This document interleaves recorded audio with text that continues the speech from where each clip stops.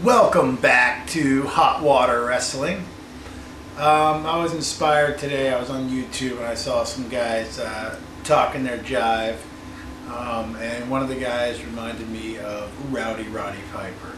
So today I've decided to do a DVD review of Rowdy Roddy Piper. The story of Rowdy Roddy Piper. Yeah, this DVD's been out for a while, but I just wanted to do a review of it because it's one of my very favorites. You know, like I said, I grew up in the golden era of wrestling in the 80s, and these nostalgic DVDs like this one here just bring back all those awesome memories and make me feel warm and fuzzy inside, you know what I'm saying? So, it's an excellent DVD. Disc 1 is a documentary of Rowdy Roddy Piper. And it starts with his childhood of how he grew up in Canada at an orphanage and was asked to participate in a wrestling event one time.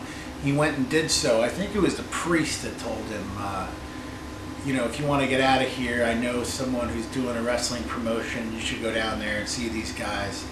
And he did, and he never came back. He spent the rest of the year on the road wrestling in the independent circuit, and then eventually, you know, found his way into being a pro wrestler. The documentary goes into everything about Rowdy Roddy Piper right up to present day, and it's a really, really captivating, awesome documentary. I can't say enough great things about it. Just one of the better ones that are out there is the Rowdy Roddy Piper story. Disc 2 has matches on it, and one of the greatest matches on here, actually I don't have to look at the thing, but one of the great matches on here is Rowdy Roddy Piper versus Greg the Hammer Valentine in the dog collar match. One of the most brutal matches you'll ever watch. Piper lost hearing in his ear after being beaten in the head with the chain, and still to this day has hearing loss because of that. And just an amazing match. What else do we got on here? Well, of course we have the Hulk Hogan, Mr. T versus Rowdy Roddy Piper and Mr. Wonderful Paul Orndorff at WrestleMania 1. It's a classic. It's not the greatest match, I will say, but it is a classic, and it is strange that the first WrestleMania did not have a world title defense, a WWF Heavyweight Championship defense. It is kind of weird, but you know, the events culminated to this match happening, and Vince had everything riding on WrestleMania 1. I'm sure you've heard a lot about the story of how Vince did WrestleMania, but he pretty much put his ass on the line by doing WrestleMania 1, and he pulled it off in largely part because of this match and all the hype surrounding it. You also have a companion to this match, basically, which is the War to Settle the Score, which is a match that came about because Rowdy Roddy Piper and Cowboy Ace, they roughed up Cyndi Lauper, and she went and got Hulk Hogan to come to her aid, and I think Mr. T is actually at ringside with Hogan, and I think either Cowboy Ace or Orndorff is at ringside with Piper, although I might be wrong, but I'm pretty sure they are, at least one of them. Then you have on here the hair match, a great match, Adrian Adonis, the adorable Adrian Adonis versus Rowdy Roddy Piper. And at the end of the match, of course, Piper beats him and shaves his gold locks off.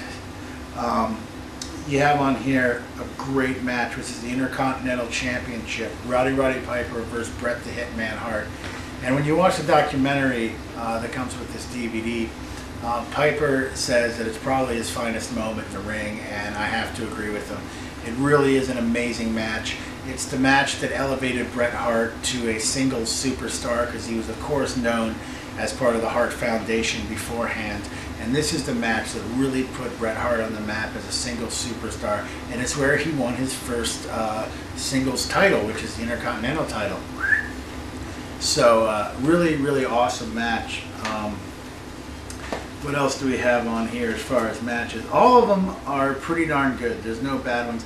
You got a match between Piper and Playboy Buddy Rose. I don't know if you guys remember Playboy Buddy Rose, but he died earlier this year, and you know, he was definitely a great character back in classic wrestling. So you got that match with Playboy Buddy Rose and Rowdy Roddy Piper. A steel cage match between Piper and Ravishing Rick Rude. And then you got this match at Starrcade '96, Piper versus Hollywood Hulk Hogan, which is pretty cool. But all in all, every match on here is really good. The third disc is full of course, the Piper's Pit. And you get all the classic Piper's Pits on here, such as, of course, the Andre the Giant Piper's Pit, and the famous Jimmy Superfly Snuka Piper's Pit, where Piper mocks Snuka and cracks him over the head with a coconut. One of the greatest moments in wrestling. Really, that moment defined a lot of the backstage soap opera you see today in modern wrestling. This was a precursor to it all the way. This was something that just had never been done before.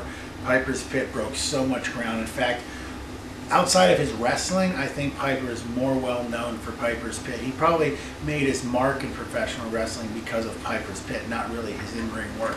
Although his in-ring work was great, and he was a great heel, and he was amazing on the microphone. Rowdy Roddy Piper was just a genius when it came to the microphone. Back then you had guys like Dusty Rhodes and Ric Flair, namely. Those two were just amazing on the mic, especially Dusty. But Piper, man, he was just incredible, especially as a heel. Just really groundbreaking and always fun. Everything he does is just gold. And you got the Haiti Kid, very controversial segment where Cowboy Ace and Piper snatch up the Haiti Kid out of the ring and give him a mohawk because he's a Mr. T supporter. And they say, well, if you're going to be a Mr. T supporter, then you got to look like Mr. T. So, what else do we have on here? Oh, one of my favorites was when Andre the Giant challenged Hulk Hogan for the World Heavyweight Championship before WrestleMania 3. He came on Piper's Pit and confronted Hogan and tore his shirt off, and Hogan's chain scraped his chest and caused it to bleed.